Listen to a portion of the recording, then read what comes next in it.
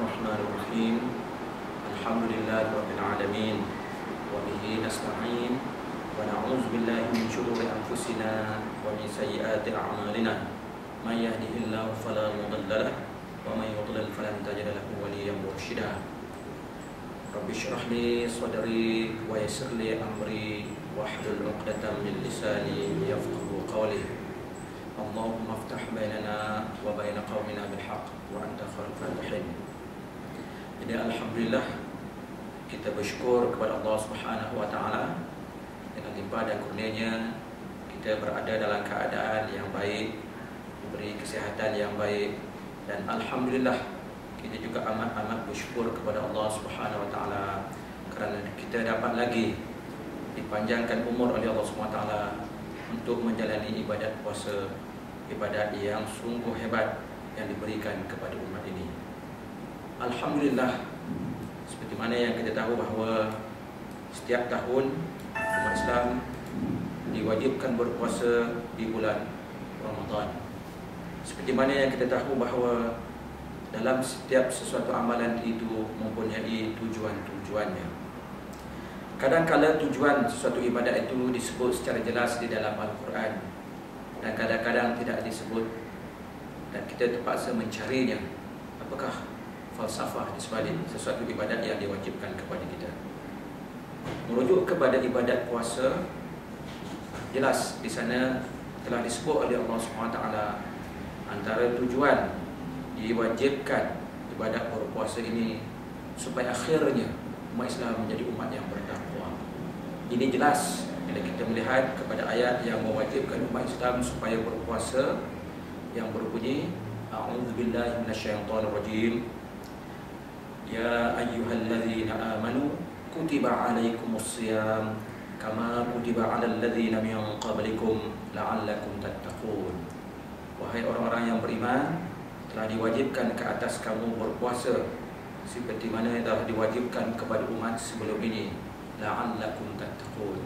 Jadi disebut di situ, moga kamu beroleh ketakwaan kepada Allah Subhanahu wa taala.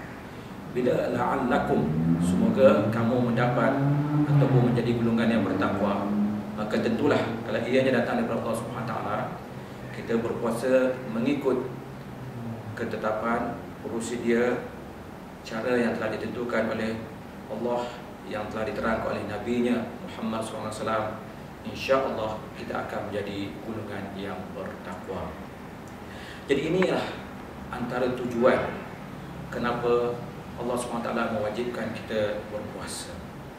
Dimudahkan cerita, yang dimasukkan takwa itu ialah seperti mana yang selalu kita dengar dalam khutbah-khutbah Jumaat, supaya kita melakukan apa yang disuruh oleh Allah Subhanahu wa taala dan meninggalkan apa yang dilarang oleh Allah Subhanahu wa taala. Jadi dalam bahasa yang mudahnya, kita menjadi seorang yang hidup ini mengikut peraturan yang telah ditetapkan oleh Allah Subhanahu wa taala. Apa sahaja kita ceburi, sama ada sebagai seorang arkitek, sebagai seorang peguam, sebagai seorang guru, sebagai seorang petani, sebagai seorang nelayan dan sebagainya, semua yang kita lalui itu kita lalui dalam keadaan kita mentaati perintah Allah SWT. Jika kita seorang peniaga, maka kita akan menjalani tugasan sebagai peniaga itu mendapati apa yang telah Allah tentukan kepada kita. Jadi kita tidak berbohong, kita tidak menipu, dan kita berlaku jujur dalam perniagaan kita. Begitu juga jika kita sebagai seorang petani, kita akan bekerja bersungguh-sungguh supaya Allah SWT akan memberi rezeki yang baik dalam usaha kita bertani tersebut. Itu juga dengan kerja-kerja yang lain. Jadi kita akan bekerja mengikut apa yang telah digariskan oleh agama kita. Mengikut Sayyidina Ali, yang dikatakan takwa itu ialah antu'mina bil jalil wa antu'mina bil jalil wa anta'amala bit tanzil wa antasta'adda lirrahim. Maksudnya kamu beriman dengan Allah Subhanahu wa taala. Itu yang dimaksudkan dengan takwa. Lepas kamu beriman, kamu beramal dengan apa yang diturunkan oleh Allah Subhanahu wa taala.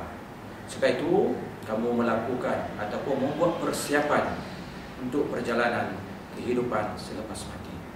Itu yang dimaksudkan oleh Sayyidina Ali mengenai takwa. Jadi apabila kita melihat definisi maksud takwa antara seorang ulama dan ulama yang lain, para sahabat dan sebagainya, akhirnya kita melihat bahawa tidak ada perbezaan antara satu sama lain, cuma dalam bentuk, dalam mengungkapkan, mengutarakan bentuk ayat dan sebagainya sahaja yang berbeza. Tapi akhirnya ia hidup sebagai seorang yang menurut apa yang Allah SWT perintahkan, dan ia akan meninggalkan apa yang Allah larang. Itulah yang dimasukkan takwa.